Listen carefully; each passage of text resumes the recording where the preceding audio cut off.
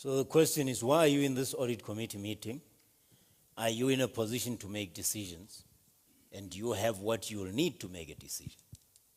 See, I told you I'll catch on this audit stuff. Okay.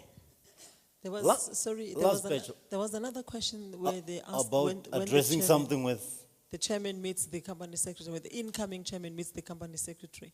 all right. There was that question. All right. The response to that question, what we often do is we do the induction. We go through the induction for, as the director of the company, you tick that, the duties of the director, and then you come to the audit committee and the chairman. And often most companies, they don't select a chairman who's not been a member of the audit committee, because then as Cindy talked about the efficiencies, you want continuity and consistency in your audit committee. However, the company secretary would then meet the chairman and go through the terms of reference, you go through the work plan, you go through the agenda, you go through the process. When the chairman approves the minutes of the meeting, when the chairman approves the agenda, when the papers are submitted. So you go through that induction process with the chairman of the audit committee, as you do with the chairman of any committee of the board. Just, All right. I mean, a comment from my side. I think, as Sati noted, I think as a chairman, be it an audit committee or board, you rely on your company secretary a lot. They're basically your right-hand man in that meeting. So an effective company secretary helps you be more effective. You have to have that working relationship. You know, from being an audit committee member or board member, it's normally a nice to have, but you must know what your role is, what your duties are, what your responsibilities are, what your liabilities are as well. I think that's important. So, you know, when you come in, be it at an audit committee level or board level, you have to be familiar with the company's operating environment, understand their structure, the internal workings, what risks are facing, what challenges. You're never going to come into a perfect environment. So you need to be aware, you need to upskill yourself, you know, read Cindy's book. It sounds like I'm punting it, but read it. It'll give you those key insights saying, even if I come into an imperfect environment, what do I need to have as a minimum? Once I got that minimum base established, how do I move forward to really become effective, really understand what my role is and deliver? So, I mean, if I was incoming, I would meet with the company secretary, understand what documents must look like, from simple things, what your agenda is. Are your charters approved? Are your members familiar with the responsibilities? You know, do you have all accountants, or is it all lawyers, or what's your appropriate mix and spread? And I mean, we can talk a lot more of this over lunch, but I think your company secretary plays a pivotal role. They're basically, you know, the ace in the chairman's pocket. Right. Mohari? Yeah, thank you very much, Program Director. The company secretary also, actually every agenda that you see for the board, for any committee, they are intricately involved in setting that up. And the effectiveness of any committee or board comes from how the agenda is set up. Like the chairman has said, depending on where you are on the organizational cycle of maturity, like for instance, I was on the audit committee for 7 years, that moved from a very large cap to a very small cap. So one thing that was critical was for us to do benchmarks and say, do we have the right mix of skills? Are we having the right policy that's addressing this kind of cap? What has changed? We actually changed committee and our board 75% to be relevant. All right. But Tobeka, do they take you seriously enough, the company secretaries, the CEOs? You mean in the simulated, yes, they No, did. no, not in a simulated, in the real world. Do you feel like a nag, or do you feel like you're a valued member of the team? I think you always have to find a balance, to be very honest, because when you talk about best practice and good governance, and you have to instill that, there's a level of behavior that you expect to have from your members. So you hope that you find members of your board or the audit committee that are quite versed with their duties and responsibilities.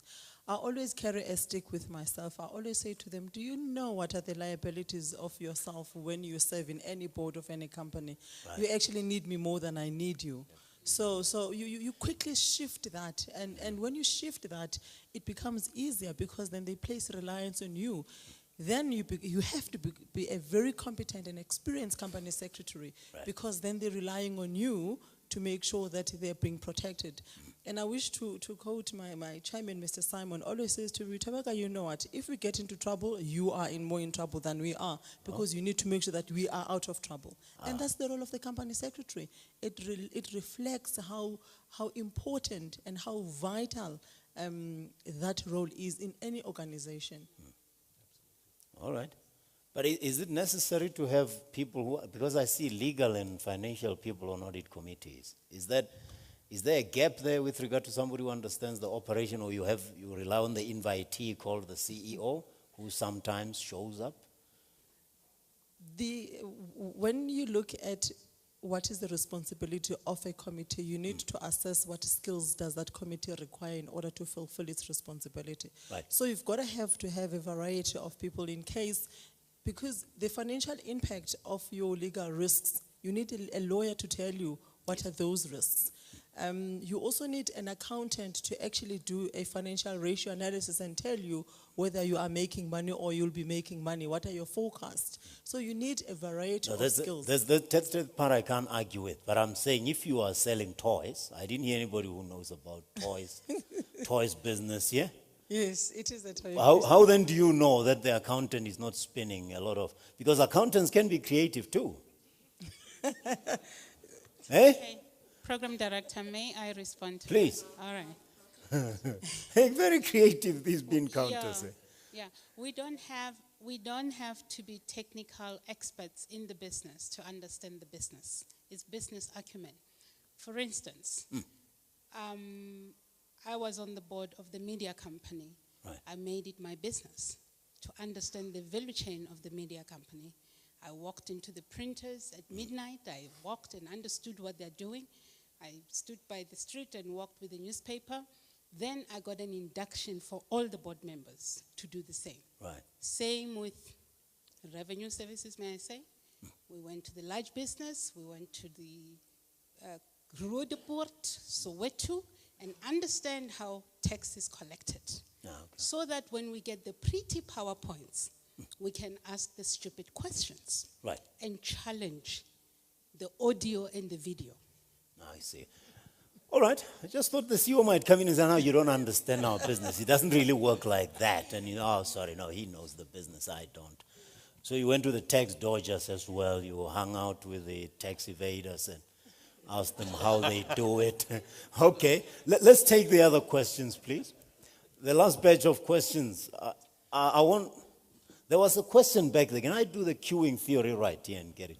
Just make sure. She's going to feel so oppressed. She's at the back. She might feel really pushed to the... Please take the mic, but I've spotted two hands on the side. I'll definitely come back. Thank you very much, Mr. Chairman. It's Nakawe Makiwane from a company called Mfolozi Group Holdings in the Eastern Cape. What I would like to know, Mr. Chairman, to the team there is, what are the possibilities of having an outsourced company secretary role? Supposing, for instance, you are a small company and you probably are challenged, like I think I am, to find skills in the area that can be able to fit the role of a company secretary. Is it a role that can be outsourced and still be as effective as it's supposed to be? So they go for hire, for example. Do you do that? Thank you, Mr. Chairman. So, Mr. Program Director. Yeah. No, I wanted to answer because it's a direct question. Do you have company secretaries who are freelancing for a couple of companies? Yes, you do have companies that provide the company secretarial work. Very important, you must understand the difference between a company secretary that provides company secretarial work for the company and is in the company, and an outsourced company secretarial work, because the danger in the outsourcing, you need to clarify where does that role start and where that role stops, because you could find that there could be quite a few bottlenecks and the gaps, but if you clarify that role, yes, you can. Unfortunately, for listed entities, you have to appoint a company secretary. All right. Thank you very much. At the back, there's a lady there as well, before we move to the right. Thank you, Program Director. My name is Pumzile.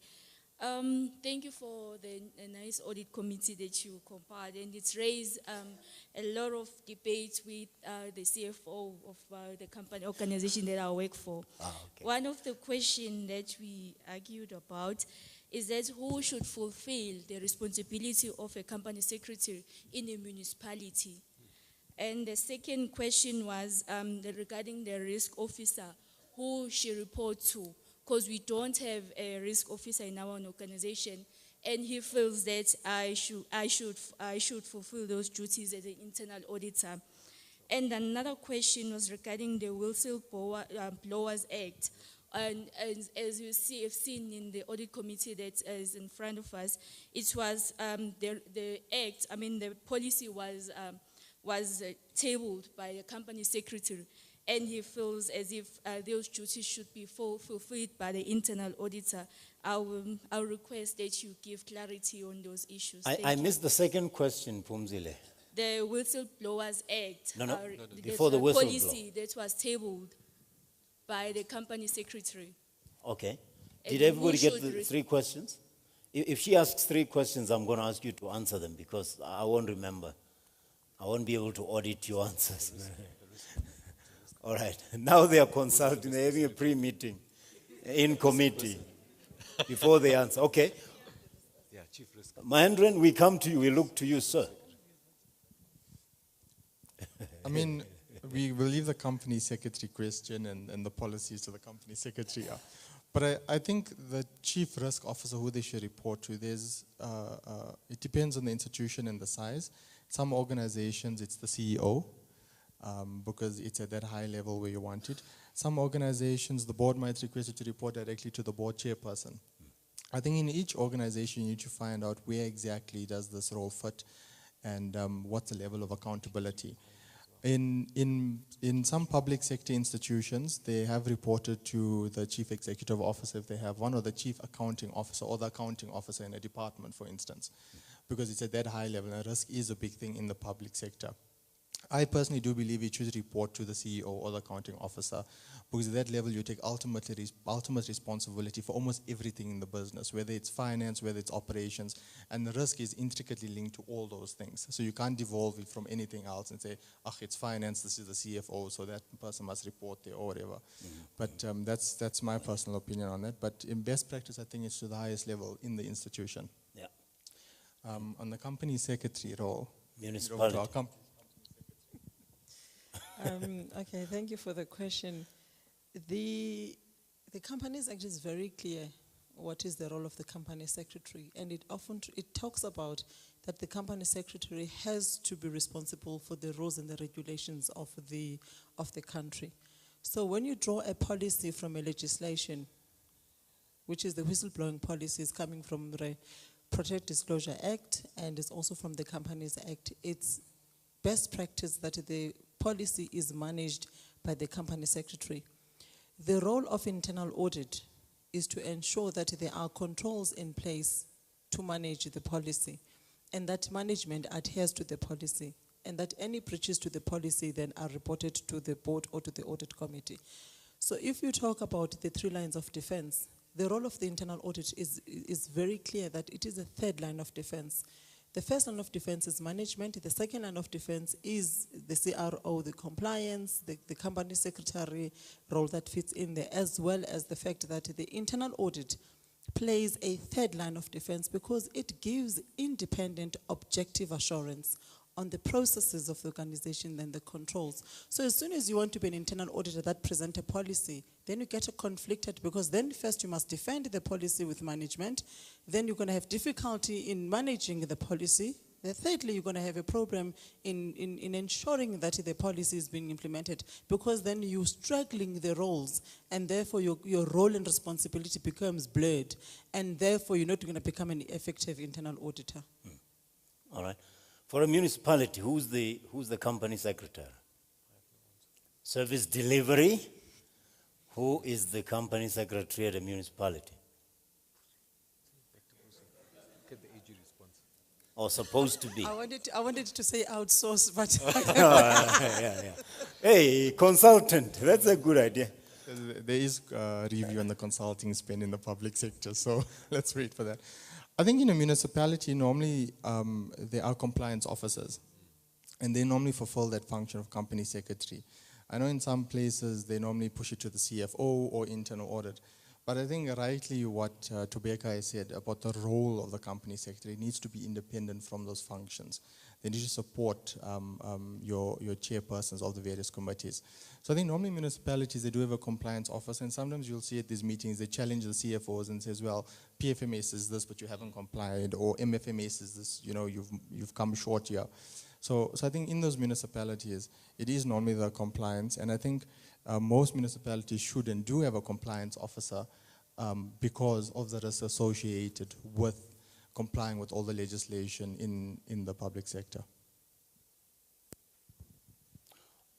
All right. I think in Do we have the mics in the right? Okay, when she finishes, please go on. Okay. I think there is no right way of having a company secretary role in any organization. As long as you understand what that role entails and where that role needs to sit and what is the responsibility, then it will find its way in the reporting structure in an organization. There's a book by Bob Barak who talks about the fish rots from the head. So if you're a company secretary, you must know that the fish will rot from the head, and that's where it needs to be sitting, with the next to the CEO of any organization. Otherwise, then you're not going to have good governance in any organization, whether being a public sector or whether it's a private sector. Mm-hmm. Thank you very much, Tobeka. I want to take, you can't now ask 2 or 3 questions. Just one. Please go ahead, sir. To the committee in front, I mean, I've posed this question to various forums, and I have not yet got a satisfying answer. And it relates to risk management. And the question I'm going to pose is, how do we get to know what we don't know? How best do we get a complete set of risks, considering that previous answers that I've got was we do self-assessments? I mean, risk is about uncertainties. How best do we get to know all of them? All right. There's the last question here. I apologize if I can't see you. The lights are too bright. The last question here. Please go ahead, sir. And have an in-meeting about who answers that one in the meantime. Hi, my name is Ashley. Just with regards to independent evaluation or committee evaluation, how often do you do it independently, and is it better practice to have it rotated amongst service providers, or are you comfortable to have one service provider provide evaluation for your board or individual directors, or as a collective as such? All right, let's start with the last question. Was that one about knowing what we don't know? I'm probably going to give you a response based on Woolworths. We have an independent evaluation every second year, and we often change a service provider because you want to make sure that the person is going to look at things differently.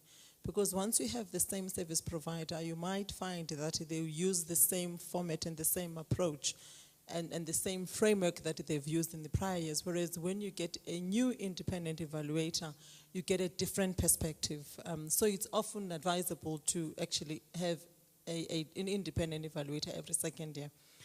Then every year that you don't have one, then the company secretary does a high-level evaluation with the chairman of the board as well as with the chairman of each of the committee, so that you present those in the meetings, taking into consideration some of the issues that have been raised by the independent evaluator in those meetings. So it's always best practice to get an independent evaluator to do the evaluation of the board and the subcommittees of the board.